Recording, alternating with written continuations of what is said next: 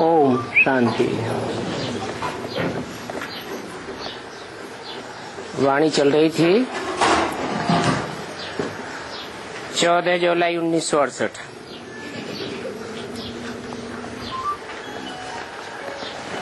बात चल रही थी सजा न खाने वाले 8 श्रेष्ठ दानों में आना है तो बाप को याद करने की 8 घंटे की मेहनत करनी पड़े। बाप कहते हैं कि स्वर्ग में तो सभी जाएंगे, जो भी बाप के सन्मुख बैठने वाले हैं, सुनने वाले, समझने वाले हैं, वो स्वर्ग में तो जाएंगे, परंतु पद नंबरवार हो जाएगा। क्योंकि सब जानते हैं कि प्रजा तो ढेर की ढेर होती है। राजघराने में तो थोड़े ही होते हैं। तो पुरुषार्थ करना है ऊंच पद पाने का।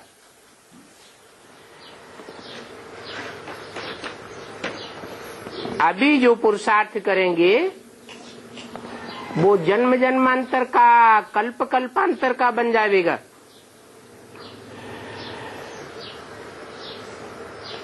बाप तो हरेक की अवस्था से समझ सकते हैं।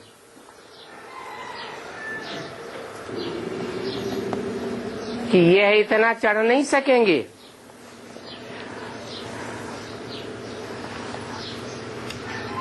इतना पुरुषार्थ करते नहीं हैं।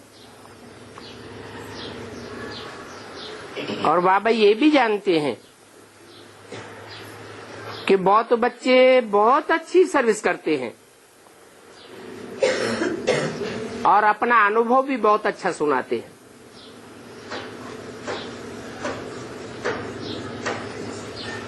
तो बाप कहते हैं अपनी सर्विस का सबूत दो। अच्छी सर्विस करेंगे तो जरूर अच्छा पुरुषार्थ करते होंगे। किसको समझाया? कोई आशिक हुआ, फिर कोई लिखते हैं फलाना रोज आता था, अभी आते नहीं है, तो बात खलास हो गई।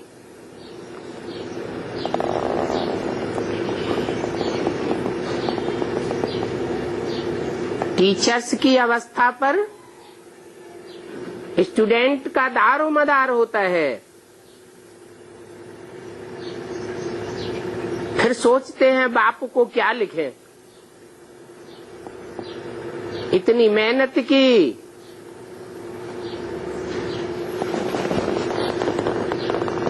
बाप के सामने भी लाया, फिर बैठ गए। बाप को समाचार भी युक्त युक्त सच्चा देना चाहिए। महिमा तो लिखें, फिर नहीं आता है तो क्या लिखें? बाबा को शक पड़ेगा। कोई ऐसी संशय की बात सामने आ गई है जो टूट पड़ा है। समाचार से यह बाबा और शिव बाबा भी जान जाते हैं। कौन कौन से 2 बाबा हैं बताए? यह बाबा कौन है? ब्रह्मा बाबा। और शिव बाबा? शिव बाबा कौन? बिंदी बाबा। वो तो बाबा है ही नहीं, वो क्या है?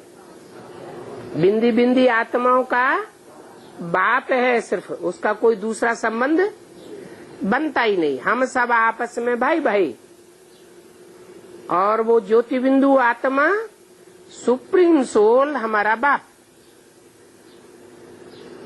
जब साकार तन में आते हैं तो बाबा कहा जाता है। उसमें भी छोटा बाबा और बड़ा बाबा। छोटा बाबा पहले होगा या बड़ा बाबा पहले होगा? है? पहले तो जरूर बड़ा बाबा और बाद में छोटा बाबा। तो शिव बाबा भी जानते हैं और ब्रह्मा भी जानते हैं ये बच्चा बहुत अच्छा सर्विस करते हैं। जैसे जगदीश है, रमेश है, चिरंजीवी लाल है,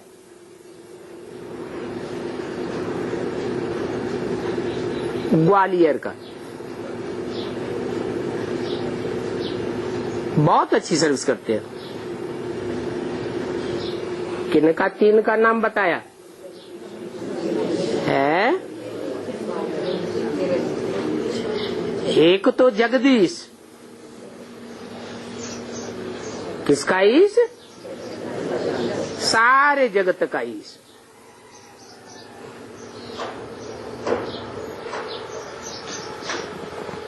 सारे जगत में कितने जन्म होंगे? हैं? सारे जगत में ज्यादा से ज्यादा 84 जन्म, इससे ज्यादा नहीं है। एक एक्स्ट्रा ऑर्डिनरी जन्म भी है जो सबका नहीं होता है। किसका होता है? हैं? लक्ष्मी नारायण का होता है जो नर से डायरेक्ट नारायण और नारी से लक्ष्मी बनते हैं।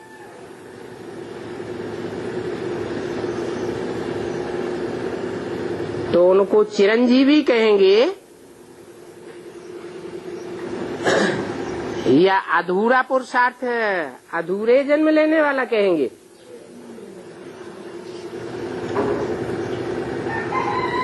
और चिरंजीवी का लाल, लाल माने बेटा। तो चिरंजीवी कौन हुए? है? चिरंजीवी कहेंगे आदि भी और उनका अंत भी, पूरे 84 का चक्र का जानकार। वो तो शिव बाबा ही है। शिव बाबा जिस तन में प्रवेश करते हैं वो जगदीश है। रमा अर्थात पार्वती का ईश है, रमेश है। फिर चिरंजीवी लाल कौन है? चिरंजीवी माने क्या?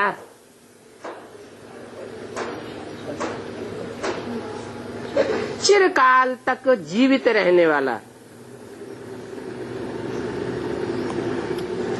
कौन हुआ? चिरंजीवी तो हुआ जो संगम युग में भी हो और फिर सतयुग त्रेता से लेकर कलयुग अंत तक भी हो, माने ऑलराउंड पार्ट बजाने वाला हुआ चिरंजीवी। फिर उसका लाल कौन हुआ? कृष्ण की आत्मा उर्फ कहे ब्रह्मा बाबा। लेकिन है ये कहाँ का रहने वाला है? ग्वालियर। शिव बाबा ब्रह्मा को क्या कहते हैं? बेबी कहते हैं। बेबी माने बच्चा बुद्धि। तो बच्चा बुद्धि कौन से शहर में रहते होंगे? ग्वालियर में। ये सर्विस बहुत अच्छी करते हैं। कौन कौन बताए? रमेश, जगदीश और चिरंजीवी लाल। इनको नशा बहुत अच्छा चढ़ा रहता है। जब अनुभव सुनाते हैं तो मालूम पड़ता है कि इनको ज्ञान तो मिला है, और ज्ञान तो बहुतों को मिलता है, परंतु इनको नशा बहुत अच्छा चढ़ा हुआ है। तो देखना चाहिए कितनों को हमने ज्ञान दिया। लिखते हैं आज फलाना मिनिस्टर आया,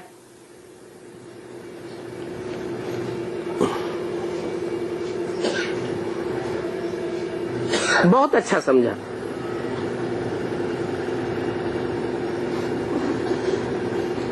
खुशी आ गई। बाबा कहते हैं उस समय तो उसने समझा, जब आया संग का रंग लगा और गुब्बारा भूल गया। जैसे गैस का गुब्बारा होता है ना, तो कितनी देर ऊपर उड़ेगा?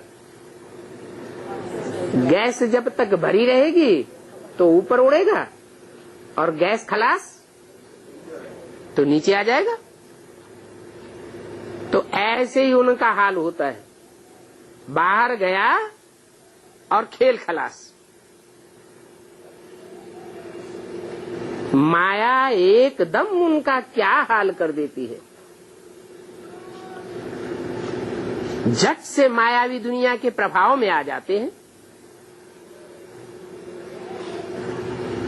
जो माया के प्रभाव में झट से आ जाएं, मायावी दुनिया वालों से प्रभावित हो जाएं, उनको फिर राजा क्वालिटी का कहेंगे।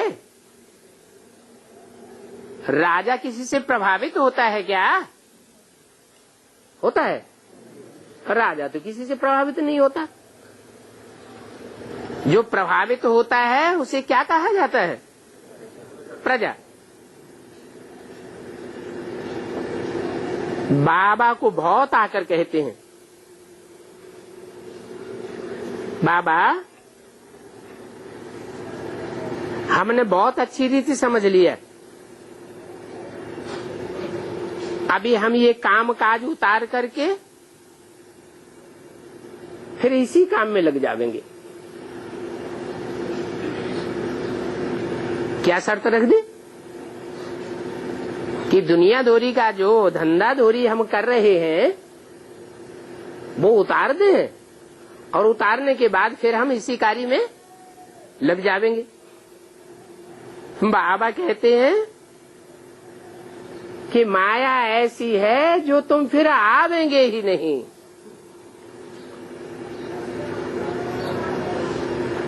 तुमको माया का संग लग जाएगा। माया पूरा ही हप कर लेती है।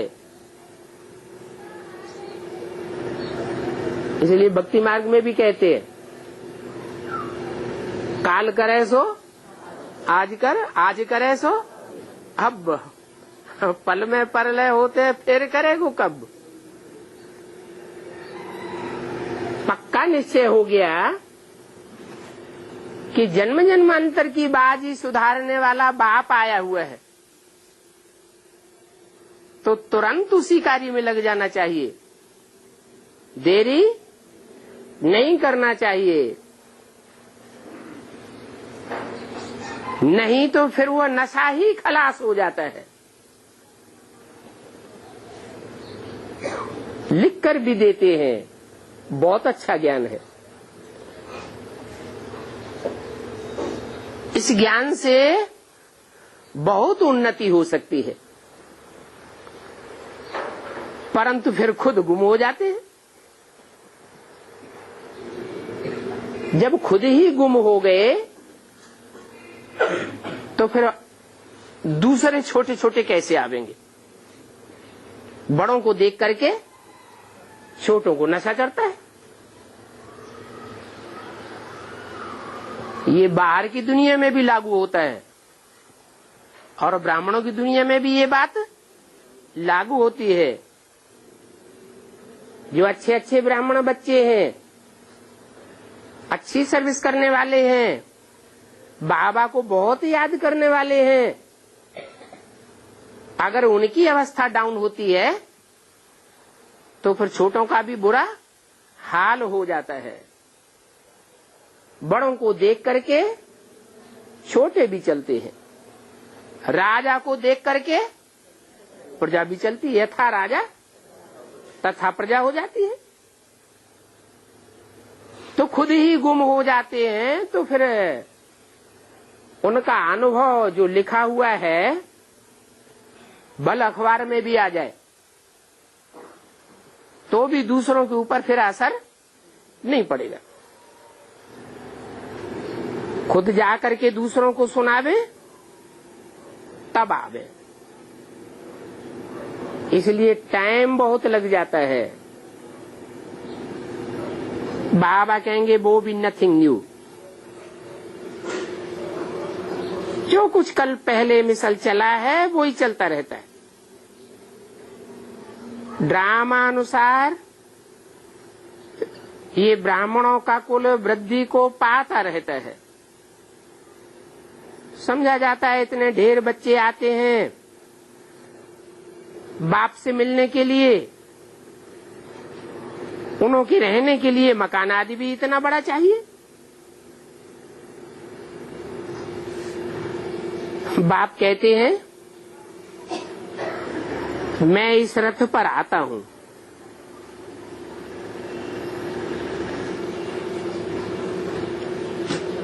मकान से रथ का क्या कनेक्शन है?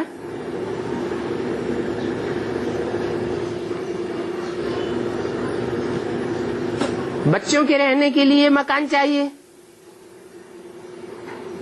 कि रथ के कंधे पर बैठेंगे? हैं? नहीं, रथ के कंधे पर नहीं बैठेंगे, परंतु जो मुकर्रर रथ है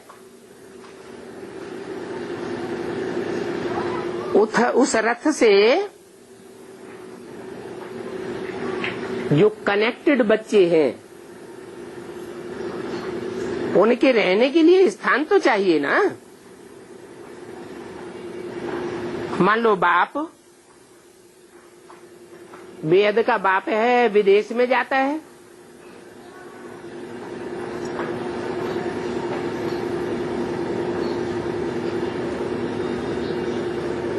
तो वहां स्थान नहीं चाहिए बच्चों को। विदेश में भी स्थान चाहिए। इसलिए बोला है विदेशियों से खास प्रश्न किया, बाप दादा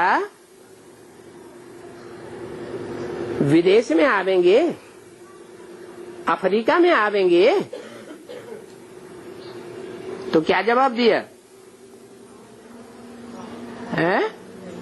जहां जहां मिनी मधुबन बनावेंगे वहां वहां बाप दादा आवेंगे। गीता पाठशाला का ऐसा नक्शा बनाओ जैसे मधुबन। मुरली में भी बोला। तो मकान तो चाहिए। बाकी और बच्चों के लिए बोल दिया कि किराए पर मकान लेते रहो और काम चलाते रहो, क्योंकि विनाश होने वाला है। ढेर के ढेर मकान खाली होने वाले हैं। वो खाली होंगे तब खाली होंगे, लेकिन बच्चों की वृद्धि तो अभी हो रही है या बाद में ही होगी? वृद्धि तो अभी हो रही है। तो जहां जहां बच्चों की वृद्धि होती जाती है वहां वहां बाप दादा को उनके लिए मकान बनाने पड़ते हैं। बाकी भक्ति मार्ग में जो घोड़ा गाड़ी बैठ दिखाई है, लड़ाई आदि दिखाई है, उसकी कोई बात नहीं है। ये तो रथ है, रथ की सुरक्षा भी चाहिए। राजाएं लोग होते थे तो क्या करते थे? हैं? सुरक्षा के लिए क्या करते थे? बड़े बड़े किले बनाते थे। बनाते थे या नहीं बनाते थे? किले में कौन रहते थे? प्रजा रहती थी क्या? नहीं। बाप के जो बच्चे पढ़ाई पढ़ते हैं, राजयोग की पढ़ाई पढ़ते हैं, तो राजा बनने वाले बच्चे हैं ना, राजघराने में आने वाले बच्चे हैं ना। उन राजघराने वालों की सुरक्षा के लिए भी प्रबंध किया जाता है। किला कहा ही जाता है संगठन को। भक्ति मार्ग में जो किले बनाते थे वो तो ईंटों के किले बनाते थे। यहाँ कौन सा मुख्य किला है? ये आत्मा रूपी ईंटों के लिए संगठन का किला चाहिए, जहाँ इकट्ठे होकर के वाइब्रेशन बना सके। उस वाइब्रेशन में, संगठित वातावरण में कोई की हमले करने की हिम्मत ही न पड़े।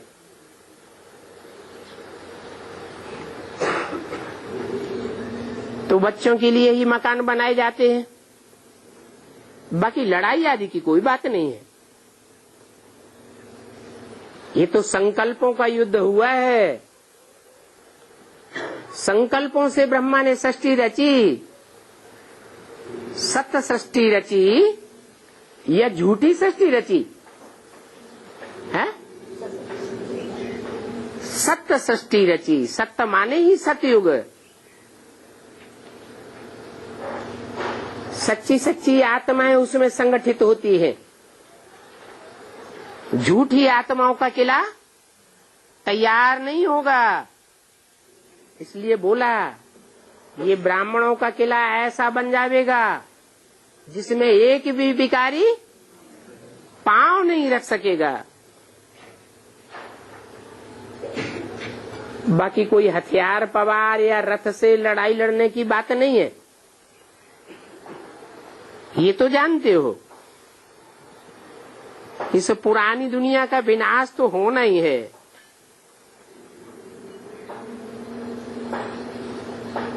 सारी पुरानी दुनिया का विनाश हो जाएगा,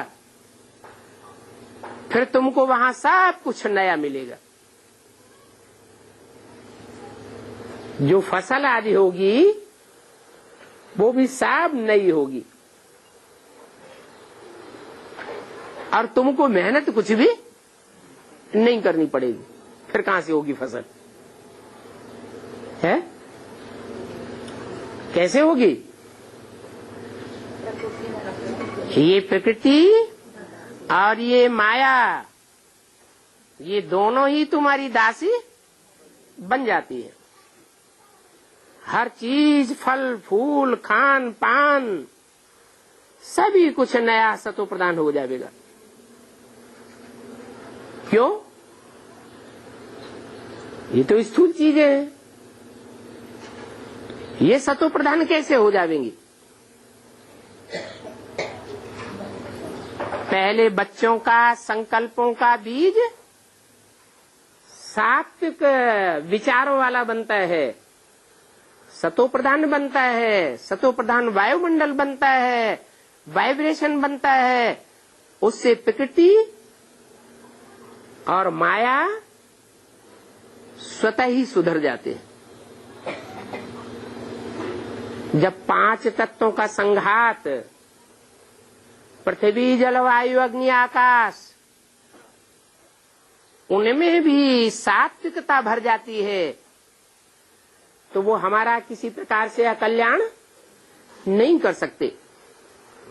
और माया भी जो अभी हमको अपोजिशन करती है वो सपोजिशन में आ जाएगी, हमारा अपोज नहीं करेगी।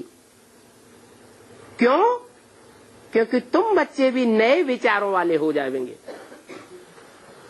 तुम्हारे संकल्प भी श्रेष्ठ है, श्रीमत के अनुसार चलेंगे। एक भी संकल्प तुम्हारा श्रीमत के बरखिलाफ नहीं चलेगा।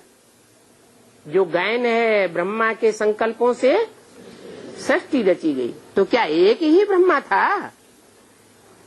है? एक ही नई दुनिया खड़ी कर लेता है क्या? नहीं, ये संगठन का कमाल है। आत्मा तमो प्रधान से सतो प्रधान बनती है ना।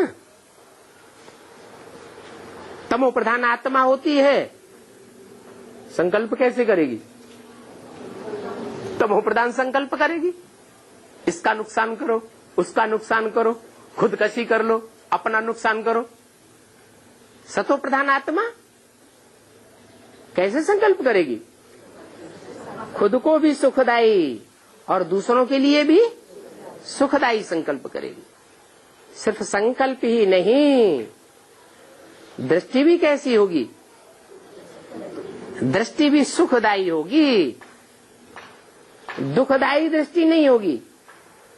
बुरे विचारों वाली व्यभिचारी दृष्टि नहीं होगी, दृष्टि भी अव्यभिचारी बन जाएगी। और कर्मेंद्रिया भी शीतल बन जाएंगी, उनमें व्यभिचार नहीं पैदा हो सकता। अव्यभिचारी इंद्रियां बन सुखदायी इंद्रियां बन जाएंगी, दुखदायी इंद्रियां नहीं रहेंगी। तो तुम जानते हो कि इन लक्ष्मी नारायण ने राज्य कैसे लिया है? कैसे लिया? क्या किया? अपनी मन बुद्धि रूपी आत्मा को सतो प्रधान बनाया। सत संकल्प, सत्य वाणी, सत्य दृष्टि और सत्य कर्म, जो कर्मेंद्रियों से कर्म किए जाते हैं वो भी सच्चे। सच्चा किसे कहा जाता है? दुखदाई को नहीं, जिसका रिजल्ट सदा काल के लिए सुखदायी हो वो ही सत्य कहा जाता है। तो दुनिया में इस बात का किसी को पता नहीं है कि लक्ष्मी नारायण ने क्या किया जो सारे विश्व के मालिक बन गए, और दुनिया में कोई भी उनकी बुराई नहीं करता। लक्ष्मी नारायण की कहीं बुराई सुनी?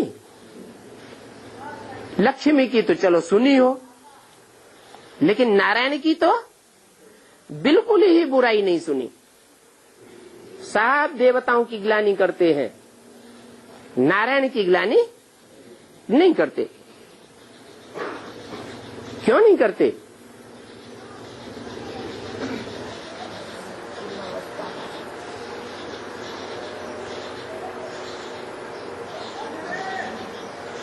सफेदी है, अगर उसमें एक भी दाग होगा तो पकड़ में आवेगा। और सत्यनारायण तो 16 कला संपूर्ण बन जाते हैं। उनके जीवन में एक भी दाग कोई को पकड़ में नहीं आ सकता जब संपन्न स्टेज प्राप्त करते हैं। इसलिए लक्ष्मी नारायण को जब संसार में प्रत्यक्ष होते हैं, दुनिया की नजरों के सामने जाते हैं, तो सब उन्हें अच्छा ही अच्छा समझते हैं, देखते हैं और अनुभव करते हैं। तो दुनिया में चाहे 33 करोड़ देवताएं हों, चाहे राक्षस हों,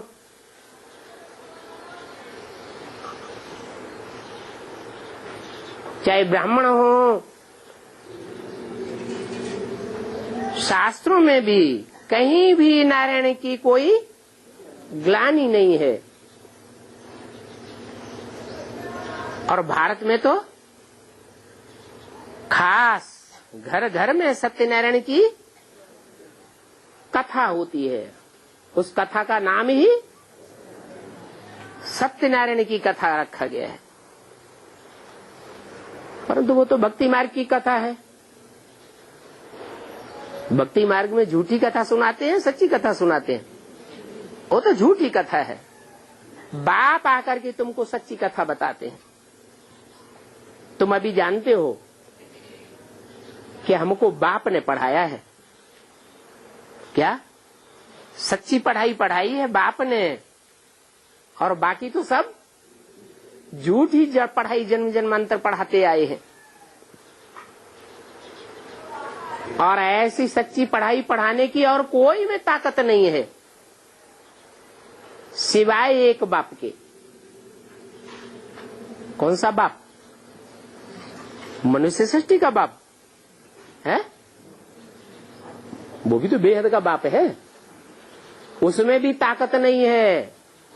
किसमें ताकत है? जो आत्माओं का बेहद का बाप है, उस एक बाप में ही ये ताकत है। क्यों ये ताकत है उसमें? है औरों में ताकत, और आत्माओं में ये ताकत क्यों नहीं? चाहे इब्राहिम, बुद्ध, क्राइस्ट, महान ते महान धर्म पिताएं की आत्माएं क्यों न हो, उनमें भी ये ताकत नहीं है ऐसी सच्ची पढ़ाई पढ़ाने की जो सतयुग की स्थापना कर दे।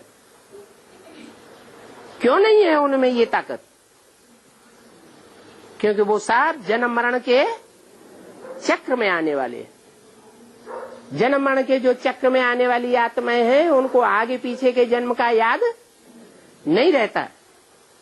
और जो आत्माओं का बाप है, वो तो जन्म मरण के चक्र में ही नहीं आता। इसलिए उसको सारी सृष्टि के आदि मध्य अंत का ज्ञान सदैव है ही है।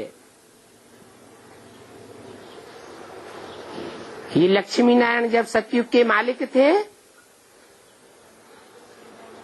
तो एक ही सत धर्म था, और ढेर के ढेर जो असत धर्म संसार में फैले हुए हैं, चाहे वो हिंदू धर्म ही क्यों न हो, वो सब असत हैं या सत्य हैं, सब झूठे हो गए हैं। भारत में नई सृष्टि के आदि में सतयुग में सिर्फ डीटी डायनेस्टी का राज्य था, और धर्म वालों का राज्य नहीं था।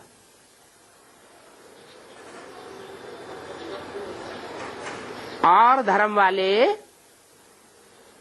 अथवा और धर्मों में कन्वर्ट होने वाले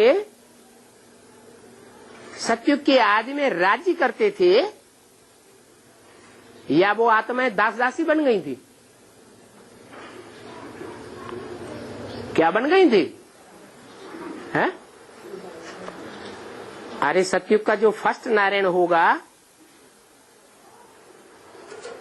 आदि का, और उसको जो बच्चा पैदा होगा तो वो कंट्रोल में चलने वाला होगा या कंट्रोलर होगा? कंट्रोल में चलने वाला होगा।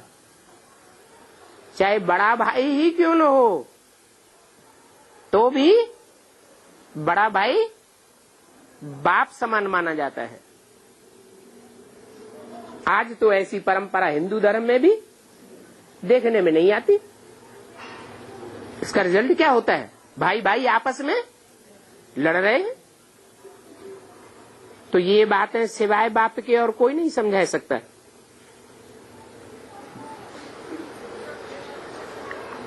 लक्ष्मी नारायण ने राज्य कैसे पाया और फिर कैसे गंवाया, ये बात बाप के सिवाय दुनिया में कोई भी नहीं जानता। कैसे पाया है? अरे लक्ष्मी नारायण ने राज्य कैसे पाया? एक कारण तो बताओ पक्का पक्का। कैसे राज्य पाया और फिर कैसे गंवाया? क्या कारण है खास जो उन्होंने राज्य को गंवाया है? पाने राज्य पाया, सारे विश्व के ऊपर राज्य पाया है योगबल से। माने जो 8 दाने होते हैं उनको योगबल नहीं होता क्या? होता है या नहीं होता है? होता है। फिर उन्होंने तो विश्व का राज्य नहीं पाया है?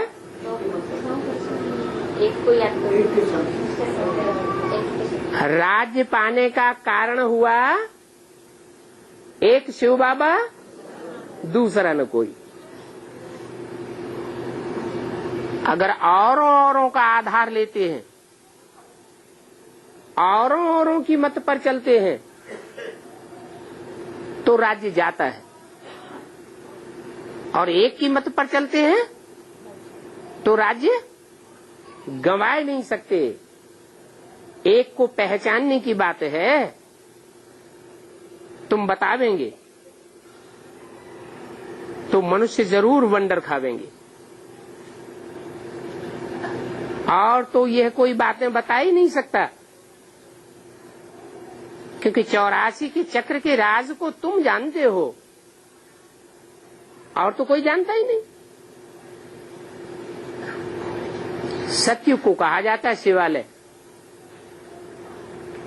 त्रेता को शिवालय नहीं कहा जाता है? अरे त्रेता को शिवालय कहेंगे या नहीं कहेंगे? हैं? कहेंगे। वहां एक राजा का राज्य होता है या राजाएं अनेक होते हैं? हैं? त्रेता में अनेक राजाएं होते हैं और सतयुग में एक राजा होता है। तो सारी प्रजा की दृष्टि एक के ऊपर लगी होगी या अनेकों के ऊपर लगी होगी? एक के ऊपर लगी होती है।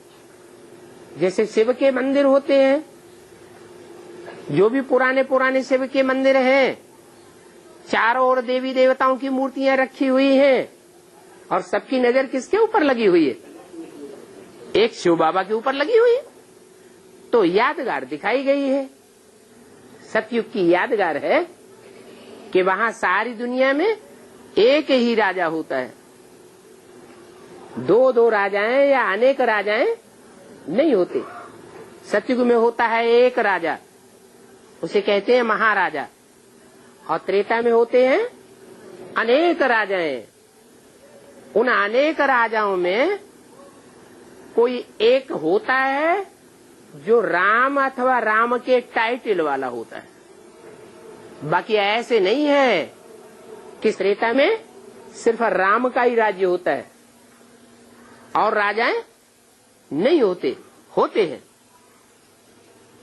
द्वापर में भी इसी तरह महाराजाएं होते हैं, परंतु वहां एक महाराजा नहीं होता। अनेक महाराजाएं होते हैं जो महाराजा और सम्राट का टाइटल धर बैठते हैं। कलयुग में अनेक राजाएं होते हैं।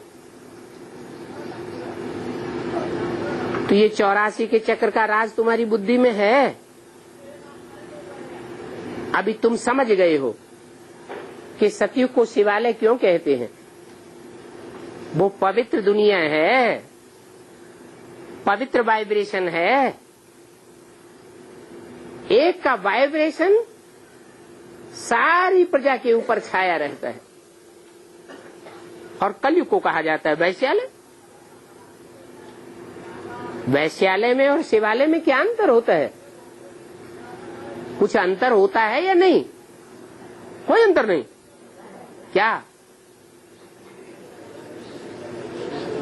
वैश्यालय में एक वैश्या को अनेकों की चिरौरी करनी पड़ती है और शिवालय में सिर्फ एक की मान्यता होती है। अभी ये सारी दुनिया वैश्यालय बन गई। बाप तो कहते हैं घर घर में वैश्यालय है, अपवित्र दुनिया है। ये बात भी अगर कोई नहीं समझते हैं तो उनको कहेंगे जंगली जानवर। क्या, कौन सी बात है? एक है साधे सब सद है, और सब साधे सब जाए।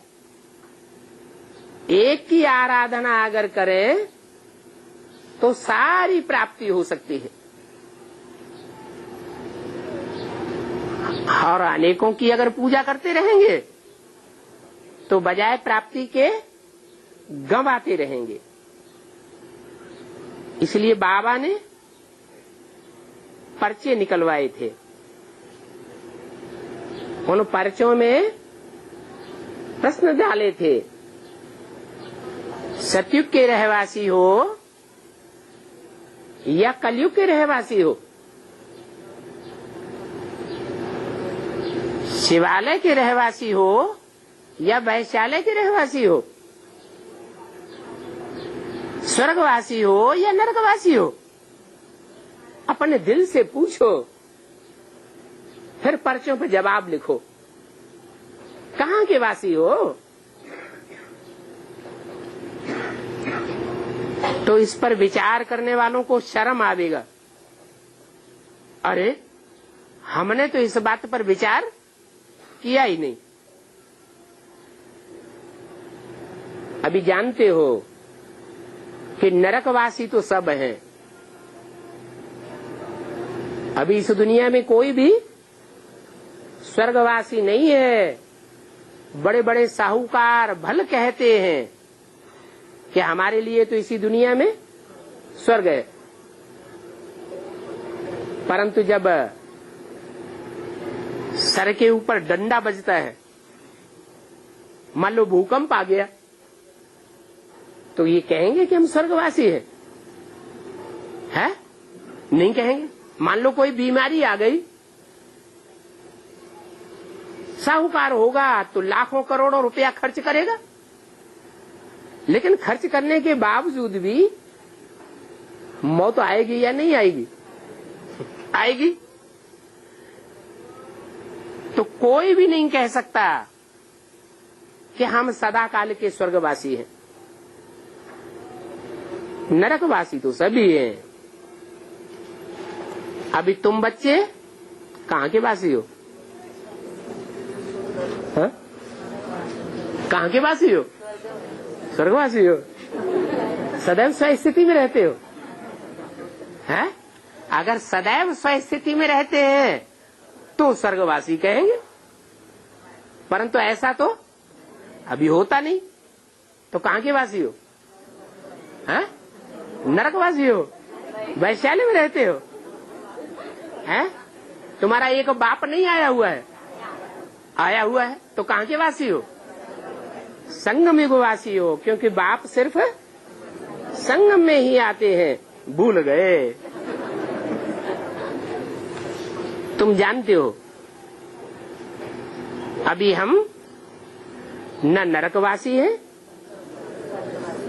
क्योंकि हम नरकी बनाई हुई दुनिया में अब नहीं रहते हैं। नर माने मनुष्यों ने जो ये दुनिया बनाई है, नारकीय दुनिया, वैश्यालय की दुनिया, उस दुनिया में हमारी बुद्धि अब नहीं रहती है।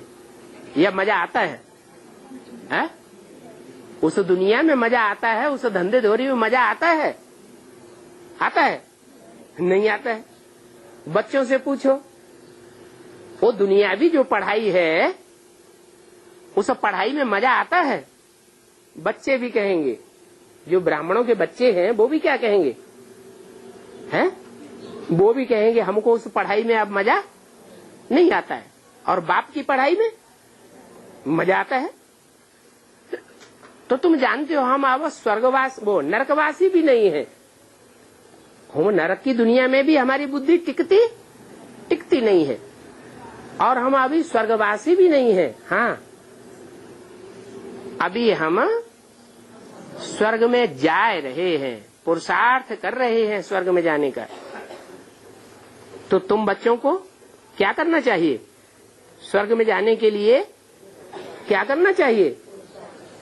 क्या पुरुषार्थ करना चाहिए? है? तुमको संग भी ऐसा चाहिए। कैसा है? ऐसा संग चाहिए जो तुम स्वर्गवासी बनो। कैसा संग चाहिए? है?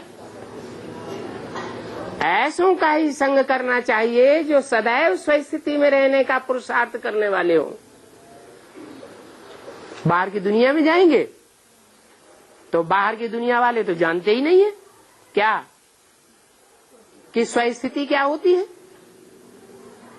ब्राह्मणों की दुनिया में भी एक जैसे पुरुषार्थी नहीं है, परंतु अभी हमको ज्ञान मिला हुआ है। क्या ज्ञान मिला है? कम से कम बाप की पहचान तो मिली हुई है ना। तो ध्यान देना चाहिए कि हम बाप के घर में बैठे हैं या दुनिया में हमारी बुद्धि रहती है? अगर दुनिया में बुद्धि रहती है तो संग का रंग भी खराब लगेगा। अगर मन बुद्धि से मधुवन में रहते हैं तो बुद्धि श्रेष्ठ बनेगी, वाइब्रेशन अच्छा बनेगा और बाप की घड़ी घड़ी याद भी आवेगी। तो तुम बच्चों को संग भी ऐसा करना चाहिए। गायन भी है, संग तारे कुसंग बोरे। ऐसे बहुत हैं जो औरों को भी बचाते रहते हैं, फिर बचाते बचाते आत्मिक स्थिति पर ध्यान नहीं देते, खुद डूब जाते हैं और दूसरे बच जाते हैं। भक्ति मार्ग की दुब्बन ऐसी है जो अच्छों को डुबो देती है। दूसरों को निकालते निकालते खुद नाम रूप में डूब जाते हैं। नाम रूप में डूबे तो ऐसी बीमारी लगती है जो गटर में फंस पड़ते हैं। इसलिए बाबा सब बच्चों को खबरदार करते हैं। किस बात में? सर्विस करने के लिए मना नहीं करते, सर्विस तो करो, लेकिन ऐसा न हो कि सर्विस करते करते किसी के नाम रूप में फंस मरो। बाबा जानते हैं जो अच्छे अच्छे बच्चे हैं, अच्छी अच्छी सेवा करते हैं, वो भी नाम रूप में फंस मरते हैं, अटैचमेंट में आ जाते हैं, बुद्धि लगाव झुकाव में आ जाती है। लगाव की निशानी क्या होती है? हैं? लगाव की निशानी है बुद्धि बार बार उसी तरफ जाती है, उसी नाम में बुद्धि जावेगी, उसी रूप में बुद्धि जावेगी। ऐसा नाम रूप का लगाव लगता है कि कोई निकालना चाहे तो भी नहीं निकलते। ये बॉक्सिंग है माया की। माया जोर से ऐसा थप्पड़ लगाती है जो फां कर देती है। बाबा ऐसे बच्चों के नाम नहीं ले सकते। कैसे बच्चों के? जो सर्विस तो करते हैं बहुत, लेकिन नाम रूप में फंसे हुए हैं, फिर बहुत पछतावेंगे कि हमने ये क्या किया, इतनी मेहनत की और फिर 5 मार से नीचे गिर पड़े। फिर बहुत महसूस करते हैं, फिर लिखते हैं बाबा अब हम कहाँ जावे? है न उस दुनिया के रहे और न इस दुनिया के रहे, हम कहाँ जावे? हे बाबा, अब हमारे ऊपर रहम करो। अब बाबा जानते हैं इनको और तो कोई जगह है नहीं, क्योंकि माया तो बड़ी जबरदस्त है, एकदम चूहरा मेहतर भंगी बना देती है। इस दुनिया में है ही मेहतरों का राज्य। क्या अभी जो गवर्नमेंट है, राज्य है या राजाएं हैं, वो किसको तरजीह दे रहे हैं? हैं? ब्राह्मणों को तरजीह दे रहे हैं, बढ़ावा दे रहे हैं, या शूद्रों को बढ़ावा दे रहे हैं? बंगियों की गवर्नमेंट है तो वो तो बंगियों को ही बढ़ावा देंगे। इसलिए बाप कहते हैं, अमृत छोड़ बिख क्यों खाते हो?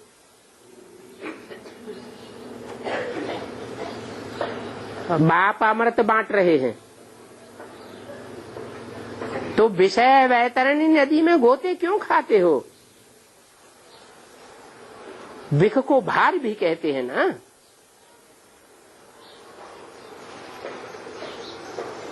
ये भार की दुनिया खत्म हो जाएगी तो क्या सतयुग में लक्ष्मी नारायण को बच्चे पैदा नहीं होंगे? होंगे या नहीं होंगे? बहुत ऐसे समझे बैठे हैं कि ये विषय बेकार नहीं होंगे तो दुनिया कैसे चलेगी? शास्त्रों में भी लिख दिया है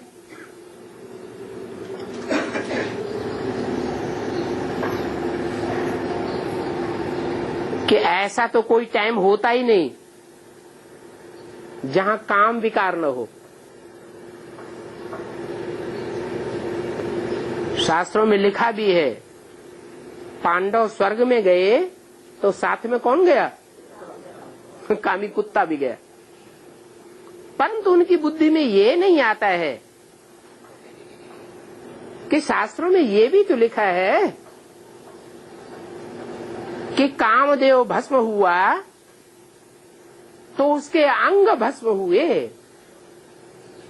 एक एक अंग भस्म हो गए, फिर उसका नाम रखा गया अनंग। क्या मतलब? सतयुग में कामना नहीं होगी ऐसे नहीं कह सकते, लेकिन सात्विक कामना होगी, दुख देने की कामना नहीं होगी। तो सतयुग में भी बच्चे पैदा होते हैं, परंतु वहां इंद्रियां श्रेष्ठाचारी होती हैं, व्यभिचारी और भ्रष्टाचारी इंद्रियां नहीं होती है। नहीं तो दुनिया फिर आगे कैसे बढ़ेगी? दुनिया की जनसंख्या बढ़ेगी कैसे? अभी मैं इस सृष्टि पर आकर ऐसे पतित मनुष्यों को पावन देवता बनाता हूँ, ऐसा पावन बनाता हूँ जो 2500 वर्ष तक ये दुनिया पवित्र वाइब्रेशन वाली रहती है। अच्छा, बच्चों को गुड मॉर्निंग।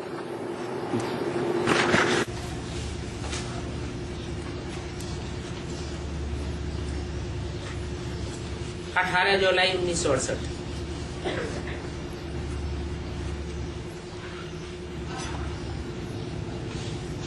सबसे नंबर 1 चित्र कौन सा है? जिस चित्र को समझने से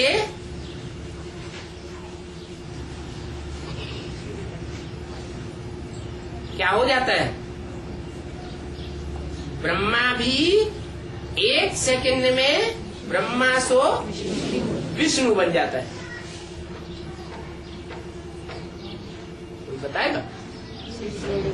है? है? अरे है? जोर से बोलो।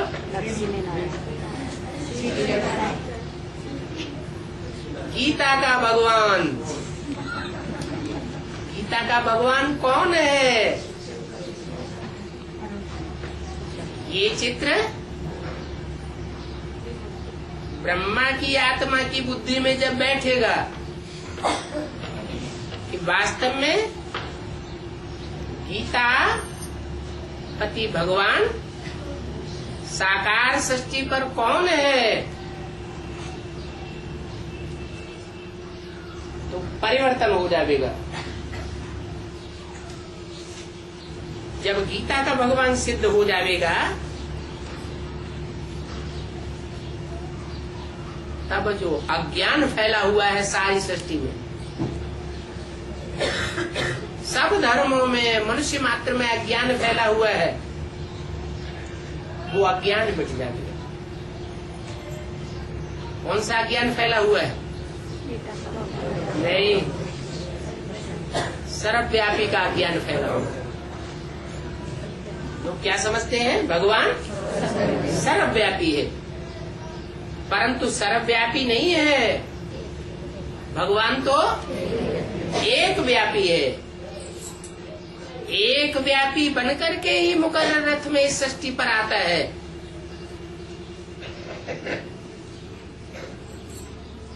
परंतु दुनिया की बुद्धि में ये बात बैठती नहीं है,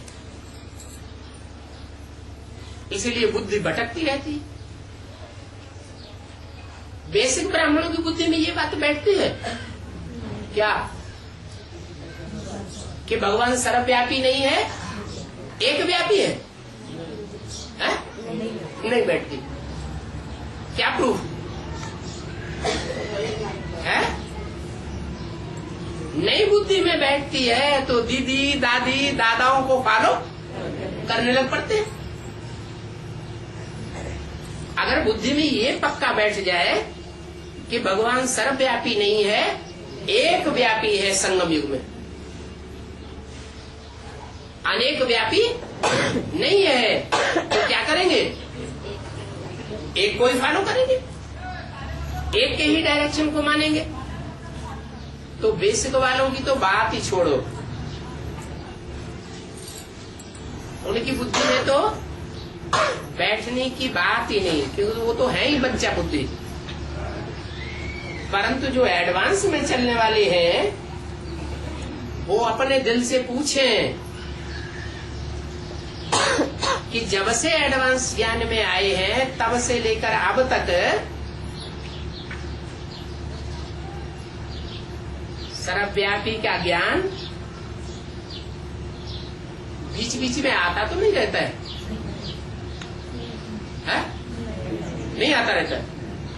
अनिश्चय बुद्धि कभी नहीं बनते हैं? एक के ऊपर पक्का 100% निश्चय रहता है या थोड़ा थोड़ा हिलता है? अच्छा, आगे हिलेगा, माया हिलावेगी या नहीं हिलावेगी? है? आगे नहीं हिलावेगी, नहीं। फिर 8वीं जो अष्टदेव है उनके लिए बताया कि वो भी अंतिम जन्म में जो 84 के चक्र में सबसे जास्ती एक के सहयोगी बन के रहते हैं, वो भी अंतिम जन्म में क्या होता है हाल उनका? वो भी साथ छोड़ करके नीचे गिर जाते हैं, माया की चक्करी में आ जाते हैं। माया किसी को छोड़ती नहीं है, तो जब नहीं छोड़ती है तो यहाँ शूटिंग पीरियड में छोड़ देगी? है? छोड़ देगी? शूटिंग पीरियड में भी नहीं छोड़ेगी। इसलिए पहले से बताए दे रहे हैं क्या कि एक सर्वव्यापी का ज्ञान दुनिया में जबरदस्त फैला हुआ है। बाहर की दुनिया वालों की बुद्धि में तो फैला ही हुआ है, लेकिन बेसिक वालों की बुद्धि में भी फैल गया। उनसे पूछा जाए, भले दुनिया को समझाते हैं, क्या समझाते हैं? भगवान सर्वव्यापी नहीं है। फिर उनसे पूछा एक व्यापी कहाँ है, सो बताओ, तो बताएंगे बताएंगे? नहीं बताएंगे। इसका मतलब उनकी बुद्धि में भी है ही नहीं। अगर कोई उनको बैठ करके समझावे तो कान बंद करने भाग जावे। तो बेसिक वालों की बुद्धि में भी वो सर्वव्यापी का ज्ञान अच्छी तरह बैठा हुआ है, और एडवांस वालों की बुद्धि में भी सदा काल नहीं तो यदा कदा परसेंटेज में कुछ न कुछ बाप के ऊपर, बाप की एक्टिविटी के ऊपर, बाप की दृष्टिवृत्ति के ऊपर, बाप की कर्मेंद्रियों के ऊपर, वाइब्रेशन के ऊपर कुछ न कुछ परसेंटेज में संशय आता जरूर है।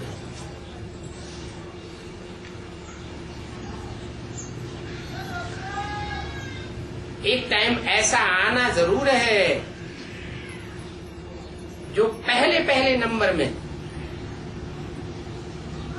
जो बेबी बुद्धि बच्चा है, जिसको शिव बाप बहुत प्यार करते हैं, वो कौन सा बच्चा है? ब्रह्मा। सारी बेसिक की पढ़ाई और सारी एडवांस की पढ़ाई किसके लिए चल रही है? एक ऐसा आदि संसद है, एक का सुधार तो सारी दुनिया का सुधार, एक का परिवर्तन तो सारे भारत का परिवर्तन हो जाता है। वो एक जिस तन में पार्ट बजाता है, कौन सा पार्ट बजाता है? माता का पार्ट बजाता है या बाप का पार्ट बजाता है? माता का पार्ट बजाता है। वो एक व्यक्तित्व, एक पर्सनालिटी जब सुधर जाएगी, उसकी बुद्धि में जब बैठ जाएगा कि गीता का भगवान कृष्ण नहीं है, कृष्ण की आत्मा नहीं है, गीता का भगवान एक शिव बाबा है। शिव बाप नहीं, कौन? शिव बाबा है, जिसको शिव शंकर भोलेनाथ कहा जाता है, जिस शिव का नाम सिर्फ एक नाम के साथ जोड़ा जाता है, जिसको देवदेव महादेव कहा जाता है, वही गीता का भगवान है। और उसी ही मुकर्रर रथ में बाप आदि से लेकर के अंत तक पार्ट बजाते। अब नंबरवार सब बच्चों की बुद्धि में ये बात 500-700 करोड़ की भी बुद्धि में बैठ जाएगी। क्या? कि भगवान सर्वव्यापी नहीं है, एक व्यापी। इस सर्वव्यापी का ज्ञान ही उड़ जाएगा। है तो भारत की ही भूल जो सभी जगह फैल गई। बाबा भी भारत में आते हैं और कृष्ण भी भारत में ही आते हैं, सीढ़ी भी भारत की ही है, तो भारत की ही भूल बाहर चली गई है। गीता का भगवान सिद्ध करने से सर्वव्यापी का ज्ञान उड़ जाएगा। इसलिए बाबा का इस बात पर बहुत जोर है। ये भूल भी ड्रामा अनुसार है और फिर भी होगी। अगर ऐसा होता कि हम ये कह नहीं सकते क्या कि भगवान सर्वव्यापी है, भले हम कहते नहीं हैं कि भगवान सर्वव्यापी है, परंतु अंदर में समझते हैं, समझ तो सकते हैं कि खुदा न खास्ता यदा कदा कहीं न कहीं ऐसा भाव तो बुद्धि में माया डाल देती है ना कि शायद ये भगवान नहीं है। अगर थोड़े समय के लिए भी माया का अपोजिशन बुद्धि में बैठता है तो सर्वव्यापी का ज्ञान उड़ा तो नहीं, समझाया जाता है। अगर ये भूल न होती तो फिर ये चक्र भी आगे नहीं बढ़ता। क्या शिव बाप, आत्माओं का बाप, चक्कर में नहीं आता है, वो चक्कर में नहीं आता है तो इस भूल के चक्कर में भी नहीं आता। 5000 वर्ष के बाद इस सृष्टि पर आता है तो भी उसी आत्मा को मुकर्रर ठहराता है या कोई दूसरे को पकड़ता है? उसी आत्मा को पकड़ता है। उससे भूल नहीं होती, बाकी सबसे भूल हो जाएगी, क्योंकि सब चक्करी में आ जाते हैं। तो ये ड्रामा ही हार और जीत का बना हुआ है। इसलिए ऐसे भी नहीं कह सकते कि ये भूल न हुई होती तो अच्छा। समझाया जाता है। भगवान गीता सुना करके स्वर्ग की स्थापना करते हैं। मनुष्य गीता सुनाकर स्वर्ग को नर्क बनाए देते हैं। क्या गीता वही है, लेकिन फर्क क्या पड़ जाता है? फर्क क्या पड़ जाता है? मनुष्य गीता सुनाते हैं तो मनुष्यों की सुनाई हुई गीता से नरक बन जाता है, और वही गीता की बातें भगवान सुनाते हैं तो स्वर्ग बन जाता है। माने क्या बात हुई? राम और रावण में खास अंतर क्या हुआ? राम भी ज्ञानी तू आत्मा और रावण भी ज्ञानी तू आत्मा। इस बात का अंतर पड़ता है? धारणा का अंतर पड़ जाता है। रावण है ज्ञानी, प्रकांड विद्वान है। जैसे ब्रह्मा के हाथों में वेद शास्त्र दिखाए जाते हैं, वैसे रावण के हाथों में भी वेद शास्त्र दिखाए जाते हैं, लेकिन धारणा नहीं है। तो जब तक धारणा बुद्धि में नहीं है पवित्रता की, प्योरिटी की, तब तक सब उल्टा होता रहता है। गीता का ज्ञान भला कोई सुनाता रहे, परंतु अपनी दृष्टि वृत्ति अगर नहीं सुधरी है, वाइब्रेशन नहीं सुधरा है, संकल्प नहीं सुधरे हैं, कर्मेंद्रियां नहीं सुधरी हैं, उन कर्मेंद्रियों के ऊपर कंट्रोल नहीं कर पाया है, तो नरक की दुनिया स्वर्ग नहीं बच सकती। फिर उस गीता को क्या कहेंगे? मनुष्य की गीता या भगवान की गीता? तो मनुष्यों की गीता कही जाती। अच्छा, ओम